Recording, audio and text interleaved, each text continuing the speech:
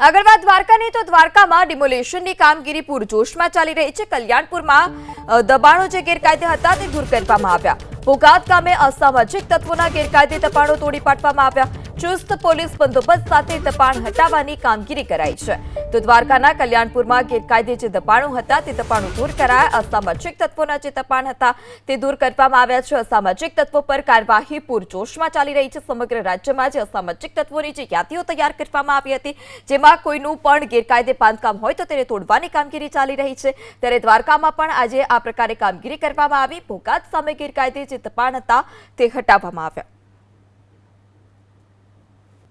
તો આ વાત હતી દ્વારકાની કે જ્યાં ડિમોલેશનની જે કામગીરી હતી તે ડિમોલેશનની કામગીરી કરવામાં આવી હતી। સમાચારમાં આગળ વાત કરીએ અમદાવાદની તો અમદાવાદ મહાનગરપાલિકાની વધુ એક બેદરકારી સામે આવી છે જેમાં અમદાવાદના કોકરાવોડમાં આવેલા ઉત્તમનગરમાં આ પ્રકારની ઘટના સામે આવી છે। અમદાવાદના કોકરાના વોર્ડમાં આવેલા ઉત્તમનગર ગાર્ડનનો પીપીપીના ધોરણે કોન્ટ્રાક્ટ આપવામાં આવ્યો હતો અને આ કોન્ટ્રાક્ટનો સમયગાળો 2005 થી વર્ષ 2023 સુધીનો હતો। આ કોન્ટ્રાક્ટ પૂર્ણ થયાને 1.5 વર્ષ જેટલો સમય થયો છે તેમ છતાં કોન્ટ્રાક્ટ રિન્યુ નથી કરાયો।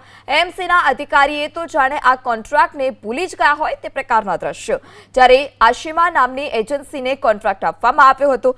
રિક્રિએશન કમિટીના ચેરમેને પોતે પણ ગાર્ડનની મુલાકાત લીધી હતી। એબીપી અસ્મિતાના રિયાલિટી ચેક દરમિયાન જ ગાર્ડનમાં વોકવેની ખરાબ સ્થિતિ જોવા મળી।